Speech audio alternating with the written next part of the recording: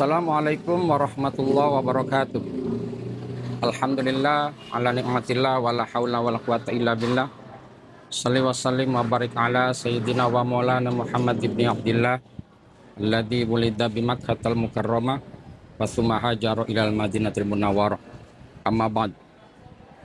Para pemirsa sekalian dimanapun berada, para kaum muslimin, muslimat, mukminin, mukminat, shaimin, shaimat yang insyaallah dimuliakan Allah Subhanahu wa taala. Marilah kita semuanya untuk senantiasa tak henti-hentinya memanjatkan puji dan syukur kita kehadirat Allah atas segala limpahan karunia dan nikmatnya kepada kita semua, yang hingga sampai saat ini kita semua masih diberikan kekuatan, iman, Islam, kesehatan, kesempatan dan kemauan untuk senantiasa melakukan ibadah-ibadah terbaik di bulan yang terbaik ini. Oleh karena itu, setiap manusia tentu dalam hidupnya ingin bahagia. Bahagia pada saat hidup sekarang di dunia ini, dan tentunya kelak di akhirat nanti kita juga ingin berbahagia. Selawat beriring salam tentu kita kirimkan keharibaan junjungan kita Nabi besar Muhammad sallallahu alaihi wa alihi wasallam. Untuk itu, marilah kita senantiasa untuk bersalawat salam kepada Nabi kita dengan ucapan Allahumma sholli wa sallim wa barik ala sayyidina Muhammad wa ala alihi wa ashabi ajma'in. Mudah-mudahan itu semua kelak akan berefek, kita akan mendapatkan syafaat dari Nabi kita Muhammad sallallahu alaihi wasallam atas izin Allah Subhanahu wa taala.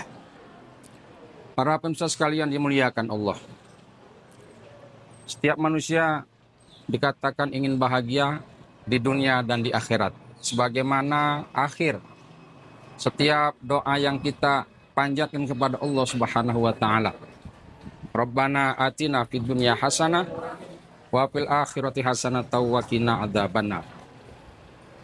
Kita berpinta kepada Allah, minta agar kita diberikan kehidupan di dunia yang baik atau bagus atau bahagia, dan kita juga menginginkan kehidupan di akhirat kelak baik, bagus dan bahagia.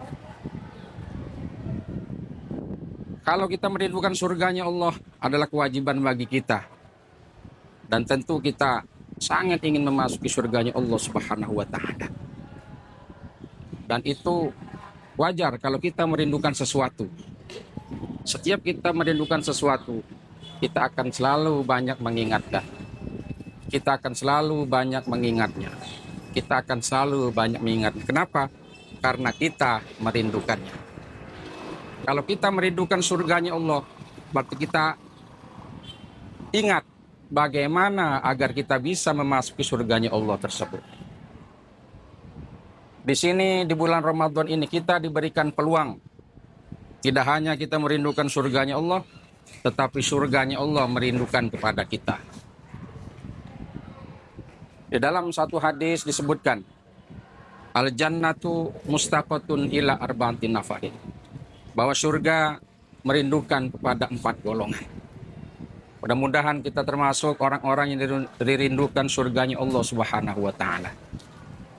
4 golongan tersebut diantaranya yang pertama adalah talil Quran. Talil Quran adalah artinya orang yang membaca Al-Quran. Tilawatil Quran, bertilawah terhadap Al-Quran, membaca Al-Quran.